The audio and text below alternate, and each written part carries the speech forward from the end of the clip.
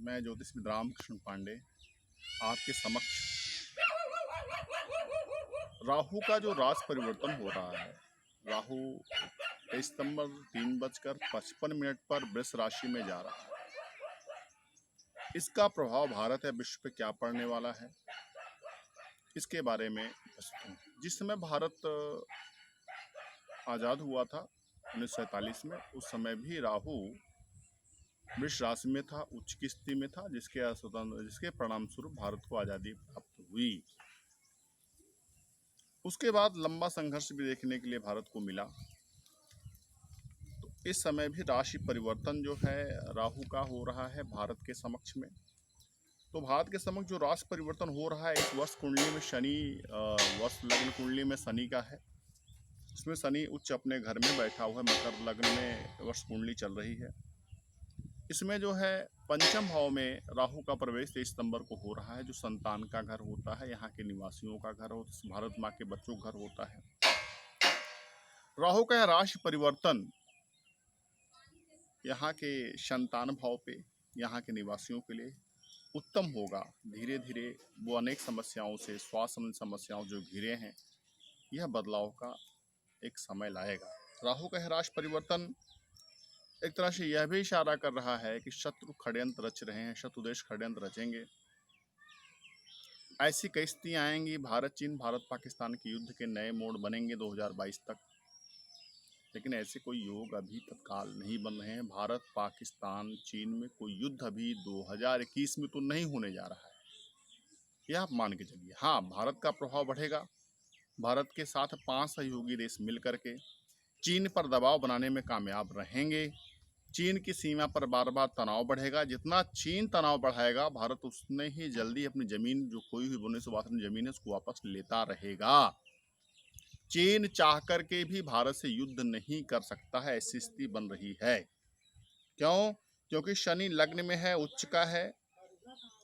राहु के साथ शुक्र जो था अभी तक खष्टम भाव में बैठा है, अब शुक्र अकेला खष्टम भाव में बैठेगा वर्ष कुंडली में।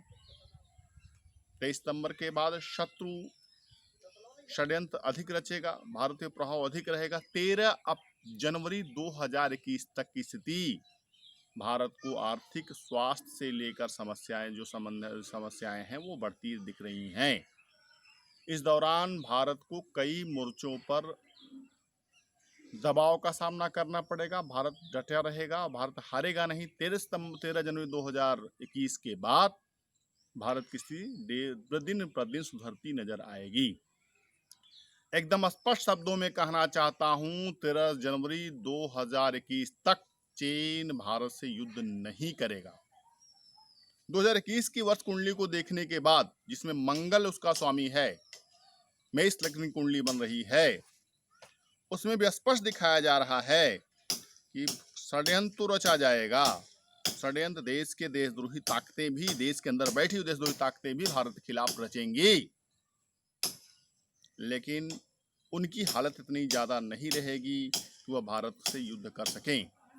15 अगस्त 2021 के बाद भारत आर्थिक क्षेत्र में नए कीर्तिमान स्थापित करेगा, नई नई ऊंचाइयां छुएगा, भारत का रोजगार बढ़ेगा, लेकिन शत्रु षड्यंत्र रचने में कामयाब रहेंगे, जिसके परिणाम स्वरूप 22 लास्ट में युद्ध होने की संभावनाएं बन रही हैं। तो तत्काल 2020-2021 में युद्ध की कोई संभावना भारत, चीन या पाकिस्तान की नहीं बन रही है। तनाव होगा, झड़पें होंगी, और जितनी झड़पें होंगी उसका फायदा भारत को मिलता रहेगा।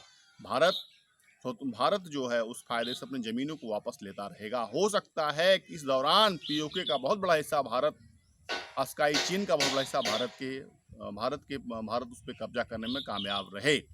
भारत बहुत बढ़ेगा। भारत के लोगों के कुछ आंतरिक विद्रोह की संभावनाएं बन रही हैं, कुछ असंतोष की भावनाएं बढ़ रही हैं। जो संभव नहीं दिख रहा है वो भी सफल, उसमें देशद्रोही ताकतें नहीं होंगी। विश्व में एक दबाव बढ़ा हुआ है। विश्व में, यूरोप आदि देशों में जनता रोड पर रहेगी, जनमानस विद्रोह करेगा। उसमें एक खास वर्ग जो है अपने विशेष लाभ के लिए जनाक्रोश पैदा करता रहेगा। तो एक स्थिति देखा जाए, पूरे विश्व में उपापोह की स्थिति बनी हुई है, जिसका फायदा भारत को 2021 15 अगस्त के बाद मिलता हुआ नजर आएगा। भारत आने वाले समय में विश्व की आर्थिक शक्ति बनने की ओर अग्रसर होता जा रहा है। मित्रों नमस्कार, जय श्री राम। मैं ज्योतिष विद रामकृष्ण पांडे।